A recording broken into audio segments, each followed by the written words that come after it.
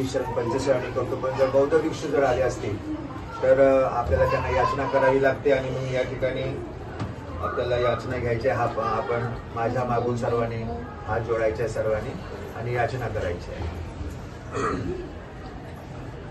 ओकास वंदामि भन्ते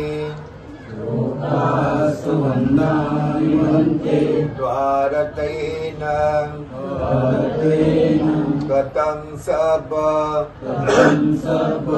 अपराध क्षमतु मे भन्ते द्वितीयंपि ओकास वंदामि भन्ते द्वारतेन गतं सब अपराध क्षमतु मे भन्ते तृतीयंपि ओकास वंदामि भन्ते द्वारतेन गतं सब अपराध क्षमतु मे भन्ते ओकास अहं भन्ते त्रिशरणेन सह पंचशील धम्मं याचामि अनुगहं कृत्वा शीलं देथ मे भन्ते द्वितीयंपि ओकास अहं भन्ते त्रिशरणेन सह पंचशील धम्मं याचामि अनुगहं कृत्वा शीलं देथ मे भन्ते तृतीयंपि ओकास अहं भन्ते त्रिशरणेन सह पंचशील धम्मं याचामि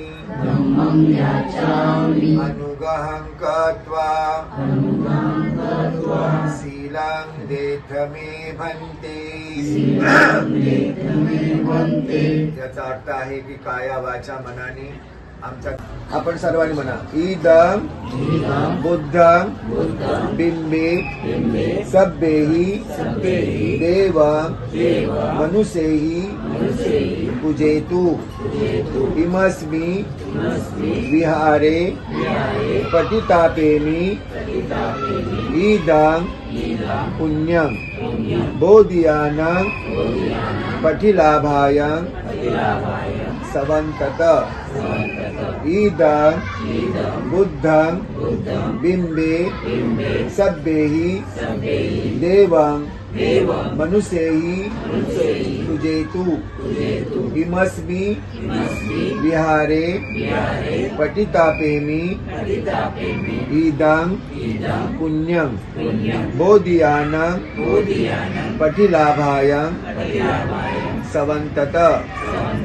इदं बुद्धं बिंबे सभ्येहि देव मनुष्यैहि पूजयतु इमस्मि विहारे पतितापेमि इदं पुण्यं बोधियानं पठिलाभाय सवन्तत.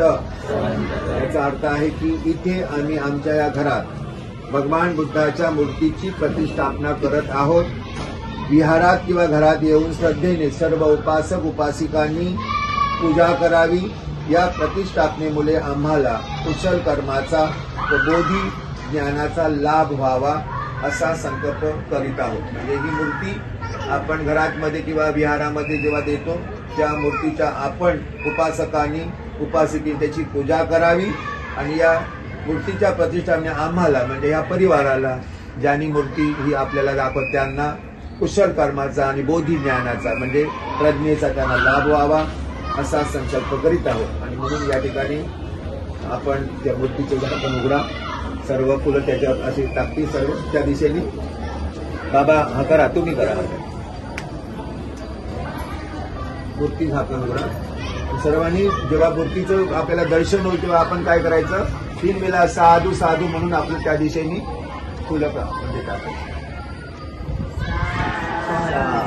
टाका अशी फुलं.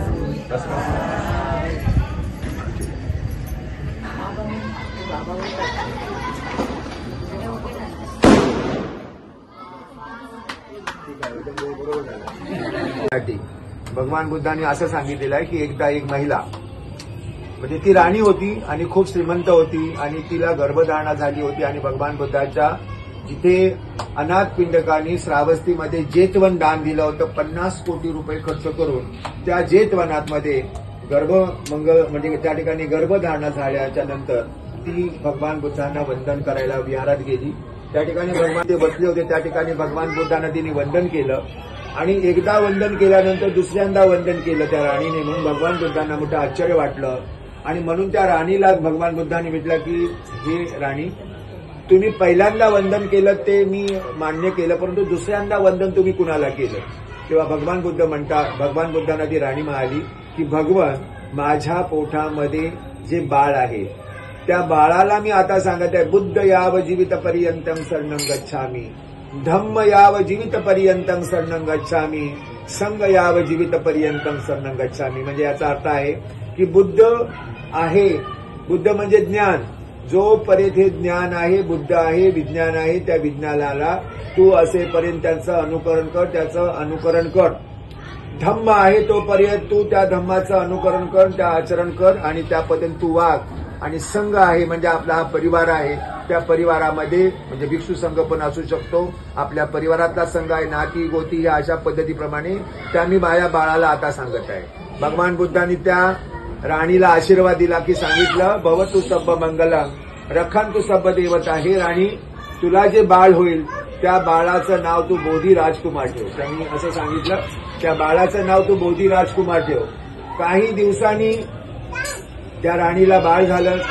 आता सुधरून तसं बाळ झालं त्यानंतर जेव्हा ते लहान होतं तेव्हा त्याला दूध पाजलं, त्यानंतर ते जसं मोठं व्हायला त्यांनी म्हणजे त्या ठिकाणी सर्व अन्न पदार्थ होते ते खायला लागलं आणि ते बाळ जेव्हा चालायला लागलं तेव्हा हात धरून त्या राणीने पुन्हा भगवान बुद्धांच्या विहारामध्ये त्याला तिथे घेऊन गेली आणि सांगितलं, हे बुद्ध आहे आणि हा धम्म धारण करणारा आहे आणि हा संघ आहे, याला वंदन कर. पुन्हा त्या मुलाने लहान असताना आईच्या मागण्याप्रमाणे आपल्या बुद्धांना, धम्माला, संघाला वंदन केलं. त्यानंतर जेव्हा तो मोठा झाला, त्याचं सर्व शिक्षण पूर्ण झालं, तेव्हा राजाच्या गादीवर त्या काळात मध्ये 16-17 वर्षाच्या मुलाला आपल्या वडिलांच्या गादीवर बसवलं जात होतं. तेव्हा त्याला राजमुकुट म्हणजे राजतिलक त्याचा केला जात होता.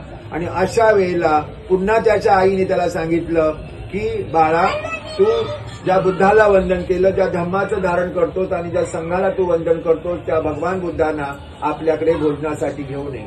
आणि मग तशा पद्धतीप्रमाणे तो राजकुमार त्या ठिकाणी भगवान बुद्धांना त्या ठिकाणी निमंत्रण केलं. भगवान बुद्धाच्या भिक्षू संघाला निमंत्रण केलं आणि भगवान बुद्ध जेव्हा येत होते तेव्हा त्यांच्या पायावर त्यांनी पुष्पकमळ त्या ठिकाणी टाकली आणि त्यांना बसायला आसन दिलं. त्यांना नको त्या पद्धतीचे जेवण दिल्यानंतर पायघड्या घातल्या आणि त्यानंतर भगवान बुद्धाला एका त्याच्या मंत्र्यांनी म्हणजे त्या मुलाला, राजकुमाराला सांगितलं, बोधी राजकुमाराला, त्याच्या मुलाला, त्या राणीच्या, की तू बुद्धाला असं वंदन कर.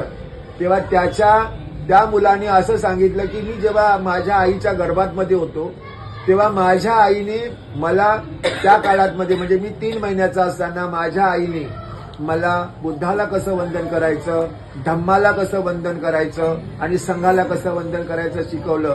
मी जेव्हा चालायला लागलो तेव्हा माझ्या आईने मला हात धरून त्या बुद्धाच्या विहारामध्ये घेऊन गेली, धम्म संघ मला दाखवला आणि त्यानंतर तुझ्या माहितीप्रमाणे मी पुन्हा बुद्धाला वंदन करत आहे.